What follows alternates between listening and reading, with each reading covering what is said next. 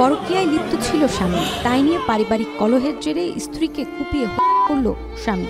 পাষণ্ড স্বামীর এই কর্মকাণ্ডে মা হারা হলো ছোট্ট দুটি সন্তান। এদিকে সন্তান হারিয়ে আহাজারিতে ফেটে পড়েছেন নিহতের মা। আমার মাইয়া আমার খেয়াল পাইছে, তুমি তো ধৈর্য ধরতে পাও, আমার কিন্তু এই হারাইবো, আমার কিন্তু আমি আল্লাহর উপর ভরসা রাখ। তা আল্লাহই তো আমার মাইয়া মাইফা দুইটার মুখের দিক চাইয়া খালি কইছি ধৈর্য ধর, ধৈর্য ধরতে ধরতে একটা জীবনের মনে গেছে বিজয় হইয়া। কোটি মানুষের আস্থার ভালোবাসায় 11 বারের মতো দেশের 1 নম্বর রেফ্রিজারেটর ব্র্যান্ড ওয়ালটন।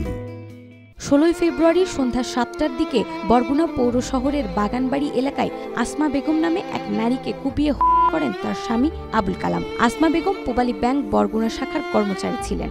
আবুল কালাম দীর্ঘদিন এক নারীর সাথে সম্পর্কে জড়িয়েছিলেন, তাই নিয়ে প্রায়শই ঝগড়া হতো স্বামী স্ত্রীর মাঝে। কিছুদিন আগে নিজের উপার্জিত অর্থে তৈরি করেছিলেন সোনার চুড়ি, আর সেই চুড়ি লুকিয়ে বিক্রি করে দিয়েছেন স্বামী।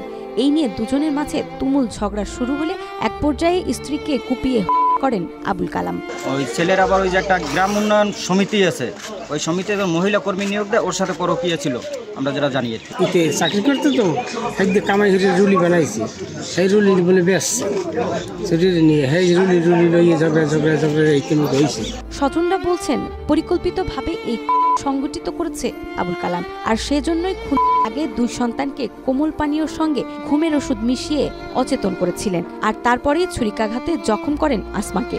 সন্ধ্যায় ঘুম থেকে উঠে সন্তানরা দেখেন মা রক্তাক্ত অবস্থায় পড়ে আছে। প্রতিবেশীরা জানায় শিশুদের চিৎকার শুনে তারা রক্তাক্ত অবস্থায় আসমাকে উদ্ধার করে হাসপাতালে নিয়ে যায়, তবে হাসপাতালে নেওয়ার আগেই তার মৃত্যু হয়। গরমের ওই যে স্পিডের সাথে ঘুমের ট্যাবলেট খাওয়াইয়া ঘুম পাড়ায় রাখছে, তারপরে আর কি বাম গালে এখান থেকে একটা চাকুর পোষ এ পর্যন্ত পুরা চারটে, পেটে আপনার 4টা পাড়ের দাগ আছে চাকু দিয়া, বুকে একটা আছে।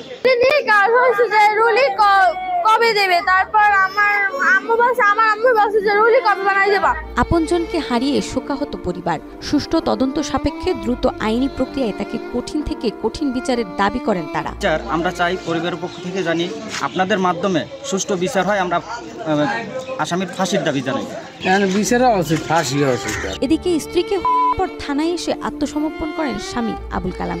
এই ঘটনায় আসমার ভাই বাদী হয়ে একটি মামলা করেছেন। প্রাথমিক আইনি প্রক্রিয়া শেষে তদন্তের স্বার্থে 17 ফেব্রুয়ারি আদালতে রিমান্ড চায় পুলিশ। পারিবারিক কলহের জেরেই এই ঘটনাটি হয়েছে, সে নিজেই স্বীকার করেছে। বাসায় ব্যবহৃত যে ছুরি, এটা ওই স্বামীর আবুল কালামের কাছেই ছিল, সেটা দিয়ে এলোপাথারি সে কুপিয়েছে। প্রায় 11টির মতো স্টেপ হয়েছে। তো গুরুতর কিছু জখমের কারণে অতিরিক্ত রক্তক্ষরণে মারা যায়।